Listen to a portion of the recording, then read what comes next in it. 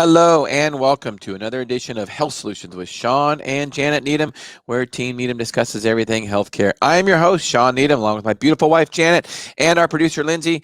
We are streaming live from the Moses Lake Professional Pharmacy Studio today. And today on the line, we have Jordan Hale from Root Cause Integrative Medicine in Ammon, Idaho. If you don't know where Ammon, Idaho is, it's a beautiful town really close to Idaho Falls.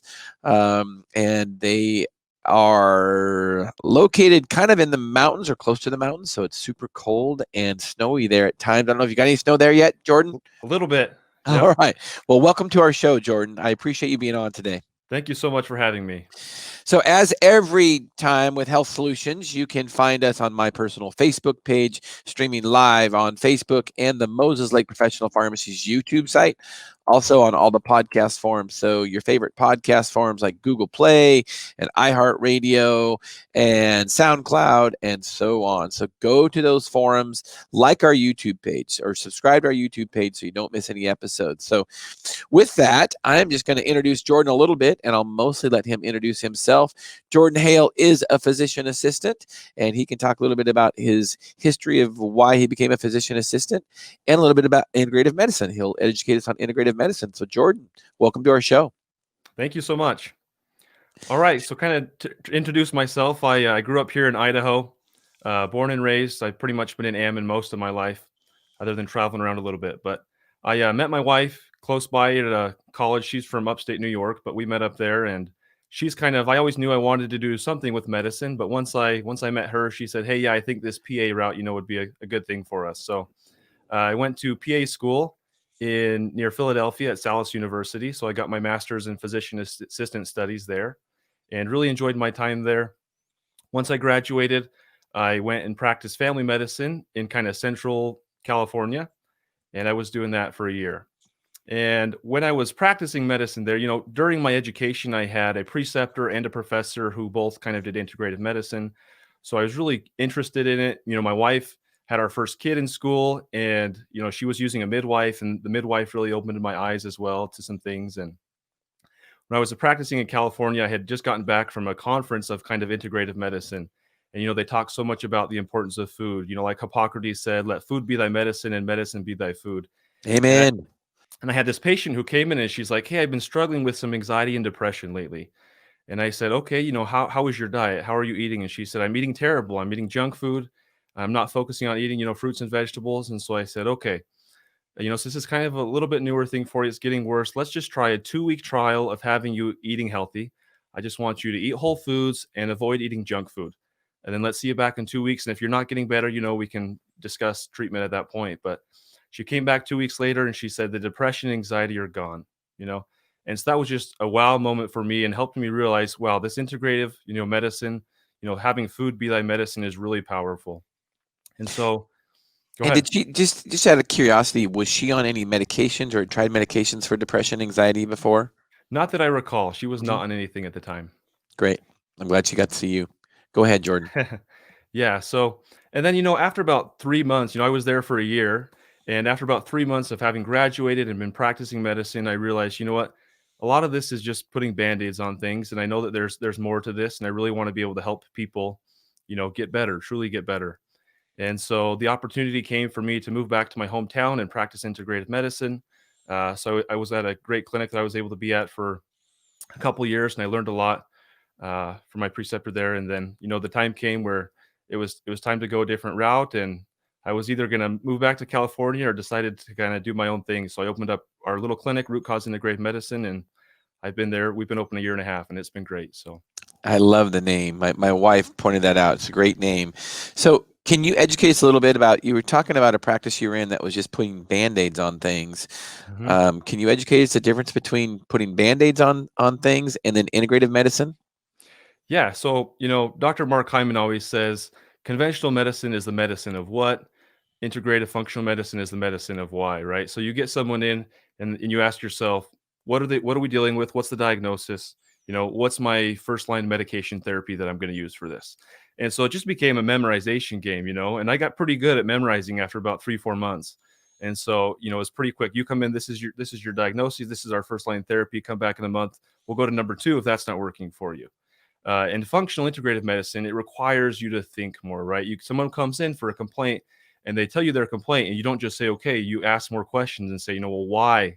Why is this person experiencing these symptoms? And it could be it's not always the same reason, right? Which is why you've got to really dig down and do some labs and figure out why someone is feeling sick. And when you address the why, you can then, you're not necessarily reliant on medications the rest of your life. And sometimes, medications, obviously, we know they have their benefit, but it's so important to address the why, because then you get so many benefits on top of that. Right. It's like we like to say here, treat the problem. Don't just, fix the problem. Don't just treat the symptom. Yep. Absolutely. Yeah. So Janet, do you have any questions for Jordan on integrative medicine? Yes, I do, because I think we kind of have an idea that because it's not like our so-called Western type of practice, that it's a little bit hokey. Sometimes you get people that are like, how is that different? So I'm assuming it's not just food that we're looking at in somebody's life. There's other things. So what other components are we examining and working into the therapy and that with the client? And it may include medication from what I'm hearing, but what other aspects of your treatment are we talking about? Yeah. So like you said, it's not always food, and food is not always the only thing that's going to be an issue. Not all patients who eat healthy are going to get over their anxiety and depression just like that. Right. But there's certain things that we find can be some of those root causes. So one of the areas that we focus on as a clinic is digestive health, right? 70% of your immune system is in your digestive tract. If you've got inflammation in your gut, you've got inflammation in your whole body. And so whether that's some overgrowth of different bugs inside your gut that are causing that, or whether you've developed food sensitivities because of that imbalance of the bugs, that can play a huge role in someone's health. And so that's often the first place that we go to help people with any concern that they have is, how is your digestion doing? Is your gut health optimal? So that's a big area that we focus on. Hormones is another really important part, right? And with all the toxins that we're exposed to, hormones are just going to continue to be a bigger issue because of those toxins that we're being exposed to and just the high stress that we have. And so hormones are something else that we really like to look at. Toxins, like I mentioned, being a cause of the low hormones, well, they can lead to a whole lot of other things too. So we like to look at different, sources of toxins, whether it's cleaning products or someone's got a root canal, something like that. Mold exposure, in the home can be one of those root causes of things going on. And then, we want to make sure that people are sleeping well, that they're being active. Those are also really important things for any concern. Yeah, that we talk about that often on this podcast. There's really three things in general that you can do to make your body healthy, and that's eat, exercise, and sleep. And there's some other details a lot of details in between, but those are the three. And really, if you think about it, sleep is the most important. I mean, sleep is something that we will die without sleep before we'll die without food. So so if somebody doesn't have good sleep patterns, there's a lot of things are not going to get well, including including their hormones, because their hormones are all off because they're not sleeping well. So, and probably the second. Go ahead, Jordan. I was going to say, when I see someone who's young and their hormones are off, that's the first thing I ask is, what's your sleep like? Yeah, right. And of course, the second most important, I believe, is food, because we don't have to stay alive. We don't have to exercise to stay alive. We do have to eat to stay alive. So exercise is the third most important. And I'm not saying it's not important, because exercise is very important. Movement, or whatever we want, however we want to call it, is very important. But I think sleep, nutrition, and exercise in that order are probably order of importance. So yeah, that's great. And then you can look at the details in between, like you say, gut health and all those things. Can get fixed with proper nutrition. So thank you for sharing that with us and telling us, educating us about integrative medicine. So yeah, thank you. So one thing, when I first met you, I appreciate you. We had a great luncheon and we connected well with you and your staff. And one thing you mentioned is you mentioned about pornography addiction, and that's something that I got to tell you, we've never talked about on this show, and it's something that a lot of people don't like to talk about. And I think one thing that's really interesting is that, over the last 30, 40 years, we've talked about drug addiction, we've talked about alcohol addiction, and we've treated them differently. We don't shame people that that are alcoholics or that are drug addicts. We get them into treatment programs. Unfortunately, pornography is not looked at that way. Now, I'm a big believer. When I learned in pharmacy school, I was learning about addictions, and of course, I was focused on drug addictions, but then I realized that I think all addictions are rooted in, the same place in the brain, whether it be gambling, whether it be pornography, whether it be drugs or alcohol. I think they're all rooted in the same area of the brain. So I appreciate you educating our viewers on this subject. And let's just dive right into it. What got you into the porn addiction field? Yeah. So, I mean, pornography is such a prevalent issue, right? And like you said, it's kind of, it's not something we talk about all the time. And so everyone has either been affected by pornography or knows someone really well who's been affected by pornography. And, it's affected, people in my life. And so as I've got into an integrative and functional medicine, I said to myself, even starting 4 or 5 years ago, I said, I wonder if something in integrative medicine can help people with pornography addiction. And that's when I started doing research. And, that's when we came up kind of with what we've created to try to help people with pornography addiction. But in that journey, I've learned so much about how much of an issue it really is and how prevalent it is, and just some of the things that we as a society can do to try to help people with this issue. So when you talk about prevalence, can you share some of the numbers? I know you shared them with me a few weeks back. Can you share some of the numbers about prevalence of it? Yeah, so depending on kind of the study that's been done, our numbers are different. But for example, in male teenagers, younger than 18, the prevalence is anywhere between 90 and 98%. Okay, it's extremely high.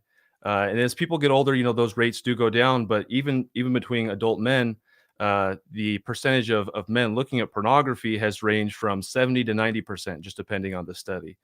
And Now, so is that regular? Is that regular, or is that at they least, viewed it before? yeah, Or depending on the study, but most of it's at least monthly. wow, okay. So, what about the prevalence of pornography in women? That's a rising issue. Is that correct? It absolutely is. Yeah. And 1/3 of pornography viewers are females. Okay. Another really interesting stat is 1 in 5 males have admitted to looking at pornography at work, and it's 13% of females. Wow. Okay. So, why is it so prevalent? Yeah. Great question. And, probably number one has got to be technology, right? With the advantage of the internet in the early 90s, you used to have to go out of your way to look at pornography. And so for a lot of people, it was easier to kind of, even if they had an addiction, it was easier for them to kind of control that because they just don't go to the store with their bag, right, to get it, or, go to the video store to buy your VHS, and that's only been in the last, 70 years that they've even had the VHS stuff. So the ability of people to access pornography is just higher than it's ever been. Most people have, a handheld device that they carry with them, right? And that's where most people are looking at their pornography. If it's not on a computer, it's likely on their handheld device. And so it's just so easy to access. You just have to push a couple buttons. Wow. The other thing along with that that's really interesting, and there's an organization called Fight the New Drug, and they were created to kind of help people understand, the problems of pornography and educate youth on different ways that they can overcome pornography. But one thing that they pointed out of why pornography has become such an issue is also because of money, right? People started realizing that they could use pornography to advertise, and they were able to sell more things, right? And we see it, it's so sad. We see it in things like the hotel industry, where, a lot of the room service money that they're making is from pornography. And so people see a price tag on it, and that's really, a combination of the internet and then money is why this has become such a big issue. Right. So, tell us why you're fighting this fight, because who all does this affect? I mean, it's not just a personal issue. Is it just affects one person, or does it affect how many people does it affect downstream? Yeah, absolutely. So, just like drugs have effect on people, people who are indulging in pornography, it can actually affect their quality of life. So, Dr. Donald Hilton, who's done a lot of research on pornography addiction, and he has a great book out there as well. But he has talked about the hypofrontality that happens with pornography addiction. And they've done research on this. And so the frontal lobe of the brain can literally shrink, but also people lose their ability to make good choices, right? Research has shown that people who are viewing pornography regularly have more aggression, physical and verbal aggression. Divorce rates are a lot higher with pornography viewing. So, for example, there was one study that showed your risk of divorce is twice over the next 4 years if one partner is looking at pornography, right? And it's literally one of those things that's destroying the family. I really believe that. There's also research showing, that over 50% of people, when they're going through divorce, the spouse mentions pornography as being one of the primary reasons, up there with like money and things like that, as the reason for that divorce. So I truly believe it is something that is destroying the family. It affects people's ability to work. People who are really addicted, they can't think as clear. They're not as productive. That's a huge thing with people who, overcome pornography addiction. That's one thing they say is I'm just able to be so more productive, get more done in my life. And then people are just a lot happier. They say that about 28% of people who are viewing pornography see it as a problem. But people who are able to overcome it just say, my life is just so much better, less anxiety, less depression. And maybe that's something we should talk about too, because, anxiety and depression can lead people to look at pornography, but at the same time, looking at pornography can lead to anxiety and depression and suicidal thoughts and attention deficit disorder, right? Those are things that pornography is leading to. Well, it's like a drug addiction, right? I mean, Absolutely. initially, you know, alcohol is going to help you with your anxiety, but in reality, when you come down off the alcohol, it's going to worsen your anxiety. So, it's just a temporary solution. You're just, like you were saying early on in the episode, you're just putting a Band-Aid on the problem. You really Yep. need to, you really need to treat the problem, not just, a symptom. Yeah, So, and that's something that, us as a society, we really need to realize that pornography is a drug. And Dr. Donald Hilton, does an incredible job of this, explaining, how pornography acts like a drug. It's literally connected to the eyes. It's like dopamine getting shot right into the brain through the eyes. And, your pornography levels, and I'll talk maybe a little bit more about this later with our supplement, but what happens with pornography is every time someone views pornography, their brain creates dopamine, right? In part of the brain. It's released. The reward pathway says, I like that dopamine. The brain releases this dopamine and someone gets a feeling of a sensation of a high. And then that's why they go back to it, is because they got that sensation. But unfortunately, what happens with that dopamine, and dopamine is a good thing, right? It's not a bad thing. We get dopamine when we eat food, with relationships, we have dopamine. And so dopamine can be a good thing. But with pornography, those baseline dopamine levels, right? It's supposed to be here. And with time, after each viewing of pornography, those baseline dopamine levels decline. And it's true with any drug, right? When you expose to it a drug, those baseline dopamine levels decline. And so people then require more of that drug to kind of feel normal, right? They say, I need to survive. This is what I need to feel normal. And so that's kind of, the understanding of why pornography affects the brain that way. well, and when your baseline dopamine levels are lower like that, you're gonna, be more susceptible to depression, obviously, when your neurotransmitters are low. So, Yep, it makes absolutely. a lot of sense how it causes depression. Janet, do you have some questions for Jordan? I do, because I'm a little shocked at the numbers of women. Um, and I imagine that's just because of the access of our hand devices. Hmm. Um, so, so my question to you is, what is the fallout that you're seeing from the side of women that start having addiction to pornography? What kind of things are involved with them? So, a lot of it is anxiety and depression, and they're turning for something. The rates of females viewing pornography is, a majority of that is probably in teenagers. Okay, the research shows that once women hit about 25, the rates of pornography viewing go down quite a bit. But it's really that young population, which is so scary because those teenagers, that's when the brain is doing so much transformation. Obviously, we know with neuroplasticity, the brain can change forever, but so much important growth happens during that young time, right? And obviously, hormone levels might play a role in it as well. With teenagers, testosterone level being higher, they're more likely to look for things like that, and they're curious and things like that. Um, and so it definitely is probably more of an issue for females, kind of in that younger population. But I think some of the same things that are causing men to look at it more frequently is the same for females as far as you know the availability of it. So you mentioned Donald Hilton's book. He's a neurosurgeon, correct? Yes, And his book is He Restores My Soul, correct? He Restoreth My Soul. Yep. Okay, so part of treatment that you recommend is a 12-step program. Is that correct? Absolutely. Yep. I think Okay. 12-step program is necessary for anyone who's trying to overcome any addiction. And go into that 12-step program like any 12-step program. We search out a higher power, correct? Absolutely. Yes. The second step, of the 12-step is realizing that there's a power higher than yourself and that you need that power in order to overcome your addiction. And that's So kind of does where his title is right. labeled with He Restoreth My Soul, talking about that higher power. Yeah, that makes a lot of sense.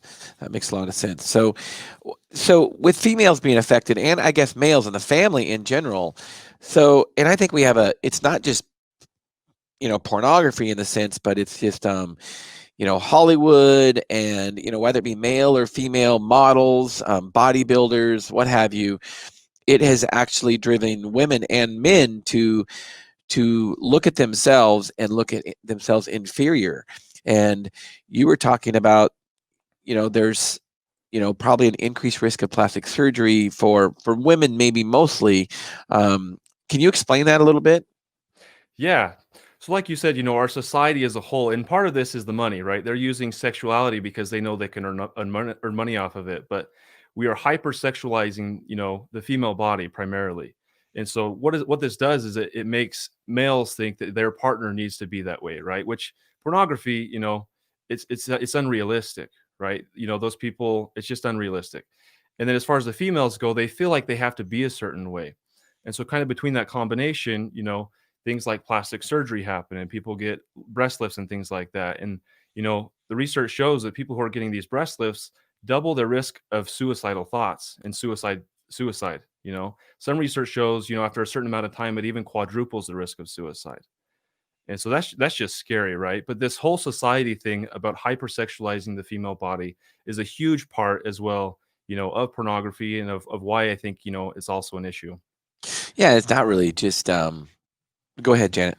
Well, I feel like just interjecting to that, the scary part for me is, as a parent, thinking about our young girls, what message are we sending these girls? Because right now, I mean, there's been about a hoopla about Netflix and some of but that's been out there for a while, but it just seems like it just gets further and further in a younger generation. And so I'm frightened at the message that we're sending, that there's not even going to be any innocence left. So what are your thoughts about what I mean? Am I expressing what you're thinking or what other parents are saying? Or Yeah, absolutely, absolutely. And that's why the home is so important, right? Like we know we need to try to attack this problem as a society as a whole, but it's not going to happen completely, right? We want to make steps in the right direction and educate people and things like that, but it's going to continue to be a problem forever, both of these issues. And so that's why, educating your own children in the home is such an important thing. Children are being exposed on average to pornography at the age of 11. Okay. And in some cases it's like 4, sometimes it's older than that, but it's just at such a young age that they're being exposed to this. And so education in the home and, teaching your children what those principles you believe are important is such an important thing. There's a book that we read to our children. We've got 4 little kids, and there's a book that we read to them called Good Pictures, Bad Pictures. And, it just goes through and it talks about pornography, because kids don't understand what's pornography, right? I don't even remember how old I was before I knew what that word even meant. And so, just educating on, what pornography is, what you're supposed to do when you are exposed to it, because that first time, they've done a lot of research on this first time that people are exposed to it and what that can do to the brain. And, the kids they're going to be exposed, and they're going to have these sensations of dopamine being released. They're going to have this confusion, this like guilt. They're not going to know what to do with it. And so if you can educate your children, when that happens, because it will happen, they're going to see pornography, but when that happens, they need to have the trust in you to come to you to kind of to address that and go through it. Yeah, it's not an easy subject to discuss with your kids for sure, but Mhm. it's something that's has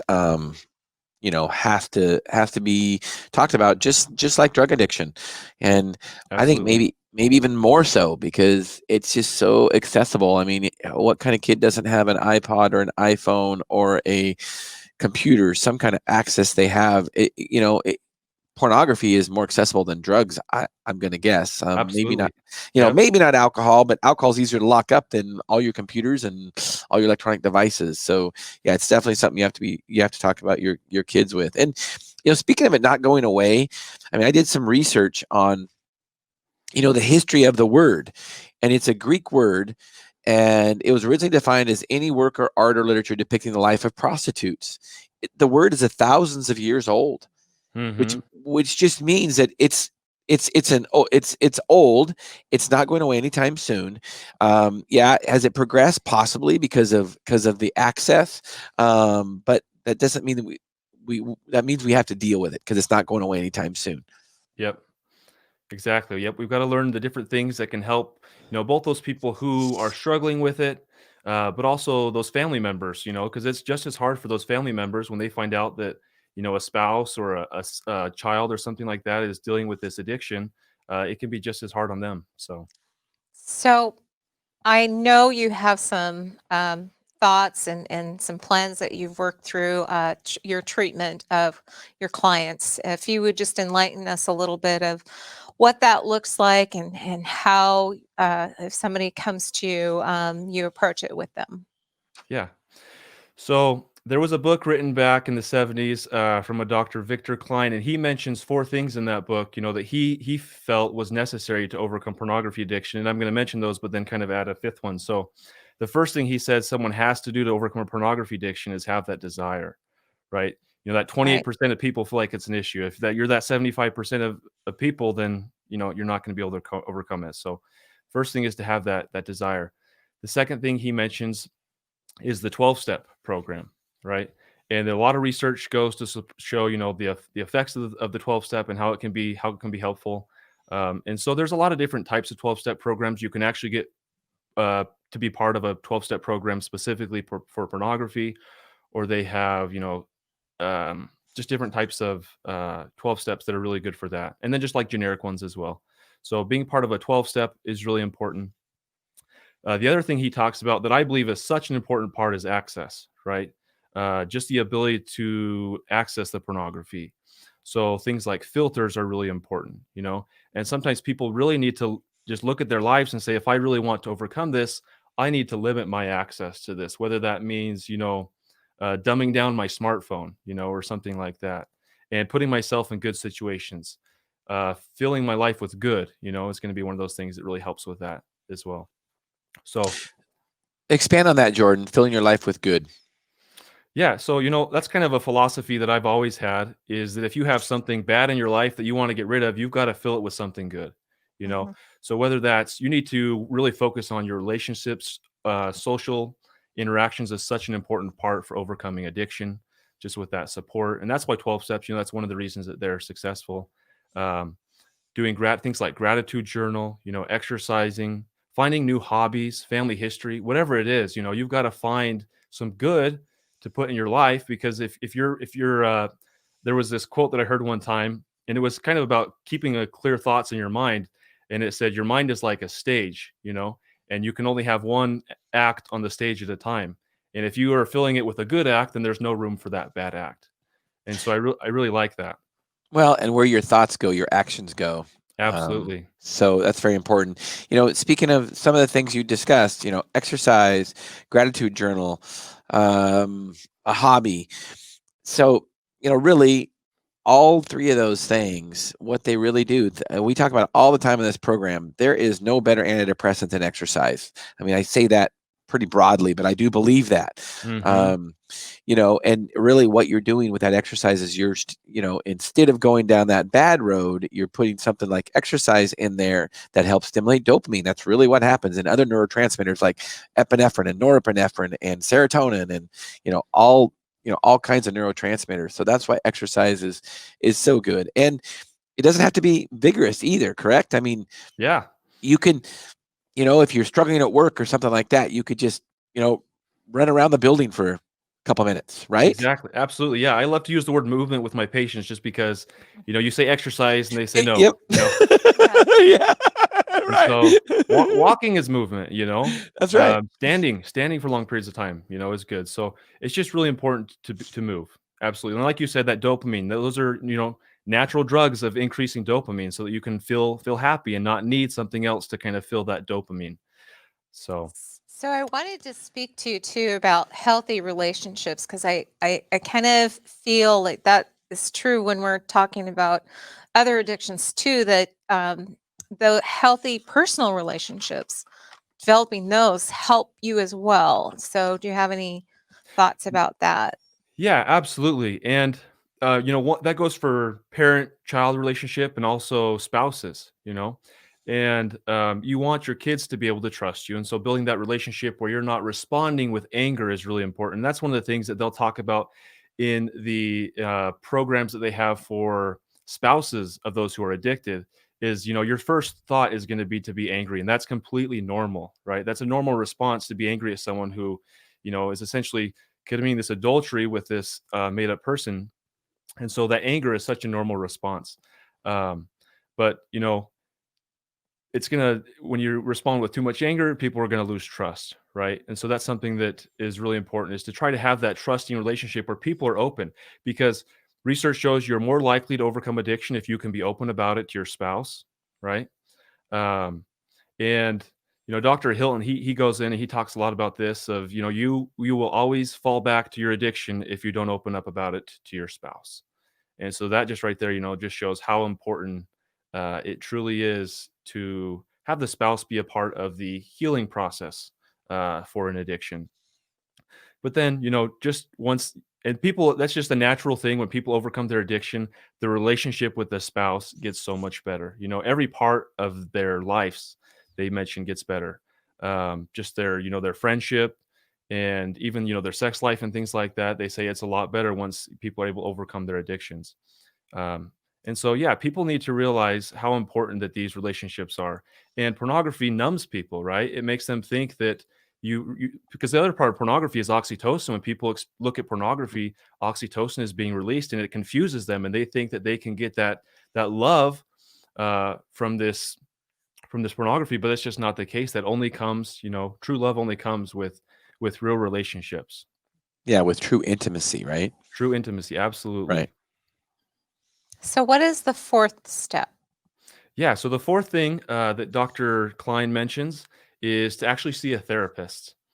And I have found this to be really important for people, with any type of addiction.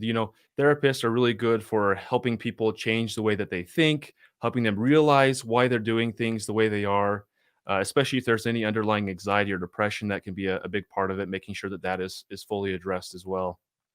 So, yeah. So And I know, go ahead, Jordan. I was just gonna say, I've had clients who have, we've tried to include that as part of their therapy as well, just because it is an important part of it. Okay, so I'm just going to go ahead and, Lindsay, if you can stream callers, I'm going to go ahead and ask for if there's any callers or comments or questions. Please send them to Facebook, or you can call us 509-537-0411. Jordan would love to take your questions. You can remain anonymous for sure. So please send in call us with any kind of questions. Another thing, Jordan, is, so I know it's hard for you or impossible for you to diagnose, with a simple question like this, but what would you consider an addiction of pornography? Looking at it once a month, once a week, once a day, or how would you define that? Yeah, that's a great question. And, Fight the New Drug, that organization, they kind of go into this topic about, what's an addiction and what's more of just, something that someone's indulging in every once in a while. And I think the real thing is if you can cut it, if you can just cold turkey say, for a month, I'm just going to avoid this thing. And if people are able to do that without having any types of cravings, then that would be a good sign that it's not a true addiction. But in my opinion, I believe that no form of pornography or amount of pornography viewing is a good thing. I think it's just harmful to relationships, and I don't think it's great for the brain, and research is starting to show that. And so, you know, So the difference between maybe addiction and doesn't just because you're not addicted doesn't mean it's good. It's yeah. same thing as alcohol. We talk about it all the time on this program. I Yeah, and mean, there's different stages of addiction, right, too, because there's some yeah. people who, it's literally they cannot live their lives. They're viewing pornography 4 or 5 hours a day. And then there's other people, where it's coming back to them every couple of weeks or every couple of months, and continuing to be a problem for them. So the word addiction, maybe it's not the best word to describe for everybody, but there's different opinions on that as well. So Yeah. I mean, we say it all the time on this program that any amount of alcohol is a poison, period. mhm. So it doesn't mean that, it doesn't happen sometimes with, including myself, that I drink for sure. But it's a poison and it is bad for our bodies. So, and it Yeah. has a lot of, every time I do drink, I realize the repercussions that it has in our bodies. Yeah, and just So because someone sees pornography doesn't make them an addict, like we said, everyone's gonna, probably see this at some point in their lives, and so, it's what happens when you see that, right? Are people leaning more kind of following that path and going down that pathway, or are they turning around and saying, "That's not for me?" well, one of the issues is how do we define pornography? I mean, can you expand on that? Because I mean, there's probably PG-13 movies now that have pornography in them, right? I mean, depending on how we define it. I don't know if you're ready for that question, but how do we define that? Yeah, I think anything that, creates, a sexual desire that causes this release of dopamine that is not natural would be considered pornography. So, And just even immodesty could be considered pornography. yeah, Um, and just think about how many times we're hit with that stuff, like you're saying in advertising and stuff like that, just in Hollywood stuff, right? yep, Yeah. yep, absolutely. So you do have you talked a little bit about a story of a story of a murderess, right? Where you bury your weapons. Yeah, we had talked Explain about that that story. before. Yeah. So that's kind of, going back to the step of not allowing yourself access to pornography. So for someone who struggles with pornography addiction, right? This is kind of a little story I like to tell. There was this group of people. They were very wicked people. They loved to murder and, do all sorts of evil things. And they kind of had a whole change as a community. They had a change of heart and they said, we are no longer going to commit these murders. We want to be a more unified people. We don't feel good about these murders we've done before. We don't want to do this anymore. So what they decided to do is they decided to bury their weapons right in the ground. So they dug holes, threw their weapons in the ground, and placed dirt over it. And the reason they did this is because they knew that previous part of them, was a murder, and so they wanted to have no access to their weapons, so that they would never be tempted to turn back to their weapons of war to murder people. And there came a time where they actually needed them, and their family. Luckily, they had great family members who said, "Nope, you shouldn't be doing this." And so they buried their weapons of war. So with an addiction, you have to do that. You have to bury your weapons of war if you truly want to overcome it. And I think, after desire, this is the number one thing that should be happening is trying to prevent that access. And so, for some people, I'll tell them, you probably should get rid of your smartphone, or have, your spouse or someone put a filter on it that dumbs down your smartphone so that so that you can't access it. There is, a lot of great filters out there. I've got a friend who is one of the owners of NetAngel, which is a filter specifically for pornography addiction. And he's talked to me before about, there's a lot of ways people can get around things. And so it's really important that, kids they're not going to be open about those types of things. And so, doing your research that way and getting a great filter can be really important, but just doing everything possible to limit that access and then putting yourself in a good situation. One thing that's really interesting that Dr. Hilton pointed out is he said, some of these couples that are watching some of these sitcoms together, and it's just such a normal thing now, but they'll slip in pornography here and there in these Yep. sitcoms. And he said that is just getting people ready for addiction. He said people have to be careful and not be, you know, so complacent about things like that. So talk about social media triggers. Yeah, social media absolutely could be a big one for people. And so I just tell people, with pornography addiction, just stay away from social media. Honestly, I know there's a lot of good things about it, but pornography is such a difficult fight that you got to make it easier for yourself. And so I honestly just recommend people avoid social media for that reason. And obviously, we know there's some research showing that there's a lot of other negatives to social media with increasing anxiety and depression and things like that. So, for the most part, people will be okay with that. So I'm liking this more and more. You're telling me I can throw my smartphone away and I can get rid of social media. I love it. I'd be okay with that. Absolutely. I would really like that. Unfortunately, when you kind of have a business, you kind of need to engage in some of that stuff, unfortunately. But Yeah. as we stream live on Facebook. Yeah. And you know what's funny is a couple weeks ago, as we were getting ready for this, I had my wife do this to my phone. I said, listen, I want to see what it's like to just, not use the internet at all. And so I cut off all internet, no social media or anything like that. And, our relationship's been better because instead of turning to the sports, at night, we're able to have a better conversation. And so just the quality of life, even not for treatment for pornography, but just in general. And she's done the same thing, and just social media, avoiding that in general can be really good for people. So, well, and that's just a good tip. And go ahead, Janet. Well, I guess I just want to interject, from some of the notes that I'm seeing for the podcast.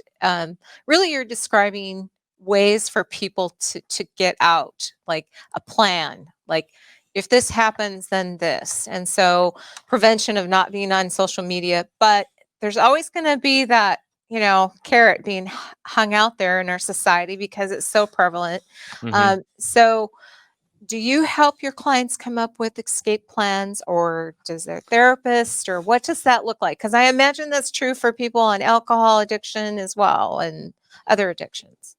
Yeah, absolutely. So, and the therapists are the people who maybe work a little bit more with that. But one thing I recommend to people, specifically for pornography addiction, we talked before about filling your life with good, that can go for any addiction. But one specific to pornography is having like a sign, something that you do when you see pornography, you do the sign to kind of erase your mind of that thought and then kind of go somewhere else. Right.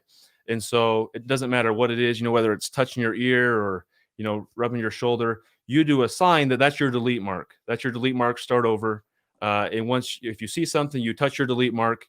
And especially for kids, one thing that's really good is they educate them to go talk to your parent. As soon as you see something that's inappropriate, turn it off and run and tell a trusted adult, tell your parent that what you just saw, so that you kind of work through your thoughts and feelings with them there. So, and that can be true, for someone who struggles with pornography with their spouse. Sometimes that can be a lot for the spouse to kind of take in all that thing. So with 12-step programs and stuff, sometimes they have people you can kind of, be buddies with to kind of work on temptation, things like that. But, having a delete mark and, you got to go away. If you stay there, someone's got a pornography addiction, they press their delete mark, but they don't, exit out of that page, that's not going to take care of it. So as far as some medical treatments like medications, we talked about low dose naltrexone. We've talked about SSRIs. Can you talk a little bit about those? Yeah. So unfortunately, there's been a lot of research with pornography, the effects of it, the harms of it, and everything like that. But as far as the treatment for pornography goes, specifically with medications, there's not a whole lot out there. Everything we have right now is these, essentially observational studies of one patient who took this medication and did well with it. A little bit of research with the SSRIs working on serotonin there, showing, with a few case studies that was able to help those people overcome their pornography addiction. We know that, a lot of serotonin can kind of lower libido. So maybe that's part of it there as well. And then some, a little bit of research with higher dose naltrexone. And then once again, it was just a couple case studies that showed that naltrexone could potentially be helpful for overcoming that addiction, just maybe with the inflammation that it can help with there, working on the opioid receptors. But so what are some more integrative medical treatments, and you have a supplement specifically targeted at addiction per se, correct? Yeah. So, like I said, I've kind of been going through this journey for several years, and over the last, year and a half or so, I've said, with my knowledge, let's see if we can create something that's going to specifically help people with addiction, and, even maybe specifically pornography addiction. And unfortunately, there's not a whole lot of research with, herbs and amino acids and supplements and vitamins for pornography addiction. There is, however, more research for other types of addiction that affect the brain similar to pornography. And one of those drugs that's very similar with how it affects the brain is cocaine. And so with our supplement that we created, we went and did a lot of the research on the different amino acids and the herbs and the vitamins that have been shown in research for people with a cocaine addiction to lower cravings and prevent relapse. And so we were able to kind of put that together. And we've started some early kind of observational studies with people for pornography, and we're having really awesome results. So we're really excited. We're a young company, but with a big kind of vision of what we can do for people. That's really what we're all about. Our company, we're called Avanti Nutraceuticals, but we truly wanted to provide, in my opinion, that fifth part of overcoming addiction, which is fixing the broken brain, right? And we do that with Ryloa, and then things like you mentioned earlier, exercise, gratitude journal, etc. But that's what Ryloa does, and Ryloa is the name of our supplement. It stands for Rid Your Life of Addiction. And the Great purpose name. I love that name. Thank you. Yeah. And so the purpose of Ryloa is kind of threefold. We created it to improve baseline dopamine levels. So like I mentioned earlier with addiction, with pornography addiction and any type of addiction, this supplement's not just for pornography. We're just trying to really help people with that. But it improves those baseline dopamine levels. Another neurotransmitter we haven't talked about is glutamate. Glutamate is also excitatory, kind of like dopamine. And this supplement also helps improve baseline glutamate levels. So that's one thing, is it improves baseline dopamine levels. It helps the brain's natural brake system, right? So when people eat food, there comes a point where they can stop eating most of the time. With pornography, people just keep wanting more and more and more. And so this, some of the ingredients in here are kind of helping the brain say, hey, you don't need that much dopamine, kind of acts like the police to kind of calm that down. And then the third thing that the supplement is intended to do is just lower inflammation. We know inflammation is a huge part of depression, anxiety, addiction, and things like that. And so the supplements aim to help people with inflammation as well in the brain. Awesome. It's got turmeric and N-acetylcysteine in it, correct? Yep. Awesome. Great ingredients. Great. That's a great supplement that you developed there, Jordan. Thank you for that. Yeah. Yeah, I think we're streaming it there. Lindsay was streaming it there on our stream. So yeah, so Ryloa.com is the website for that. Awesome. So you have a patient story, a specific patient story, how somebody overcame pornography addiction by using your supplement? Yeah. So like I mentioned earlier, we haven't done a ton of marketing with our product yet. We're trying to get some observational things going. But we've had such incredible and positive feedback that it's getting us really excited. Most of the people that we've had take this are people that I know, or the therapist that I know who's had take it. And kind of the feedback that we've gotten is for people who've already recovered, essentially from pornography addiction. It's kind of a lifelong thing, though, that we recommend is, pornography addiction you're always susceptible to it. The brain's got those pathways. It might turn back to it at any point. And so you just got to be really cautious the rest of your life for this. But we've had patients or clients who have overcome their pornography addiction several years ago, but they still, sense those cravings, and they've given us great feedback. Those cravings are just way less. And then we've had, some people, even some young teenagers who have taken it, and it doesn't, one thing they say is it doesn't take it away completely, but it gives me that, it gives me the strength that I need to overcome it. It lessens those cravings quite a bit and kind of gives me that, that oomph that I need to avoid it. So we're really excited, about all the people that it's going to be able to help. And we're actually hoping to do a study with a local university here on the product as well for pornography addiction. So we're excited for that. Awesome. We'll have to keep us updated on that study for sure. Janet, do you have any questions for Jordan Hale? Yeah. So we touched on low dose naltrexone just a little bit, and I know this is becoming kind of popular through just our industry right now. How does the low dose naltrexone help our patients that you're treating with addiction? Yeah. So we honestly haven't done a ton of, research on that. There's not a whole lot of research on there. And we don't have a ton of patients who are specifically taking it for that. We do really want to, as a company, and also me as a provider, get involved with some more research for addiction, and specifically with low dose naltrexone. Just doing that in and of itself for addiction, we know it can do wonders for other things. And I think I was telling you guys, earlier, I use a lot for people with autoimmune disease and chronic inflammation. And we had a young girl where we were using it to try to lower inflammation for her autoimmune thyroid condition. But she also had, type 1 diabetes. And one of the things we saw is all of a sudden she's requiring a ton less insulin that she needed, right? She's had this for years. and she takes this naltrexone, and it somehow reverses some of the damage to her pancreas, we assume, right? And makes her so that she, needs a third now of the insulin as she did before. And so there's just so much promise with naltrexone, and we definitely look to, do some research with, different types of addiction, but we'll probably start with pornography addiction for patients with low dose naltrexone. So That's awesome. That's a great story on that patient too, and it just makes you realize that how many diseases, type 1 diabetes being included, are actually inflammatory, is an inflammatory response and an autoimmune response. And is that why low dose naltrexone works? It's interesting theory for sure. yeah. Well, Yeah, I'm absolutely. pretty excited just from the standpoint of we're talking about things that we can do in our own lives without putting a pharmaceutical always. I mean, low dose naltrexone would be, but nutritional supplements, lifestyle changes. I mean, that's really empowering to me because that means there's a lot of things that we can do in our own lives that we're capable of doing that we have access to if we have some guide and tool, people to help channel us. But that gives us hope that there's things that are making a difference in people's lives right now without having to spend a lot of money. It's affordable, it's accessible.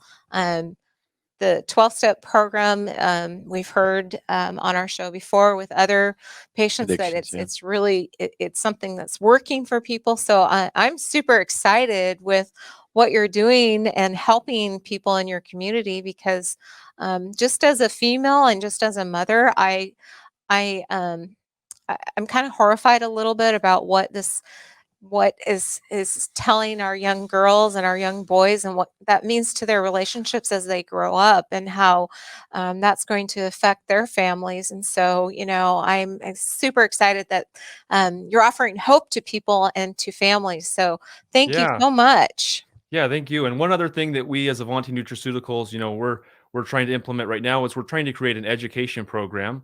Kind of some of the things that we've talked about today, but we're going to try to get some of the top specialists who are well educated in pornography addiction and overcoming pornography addiction.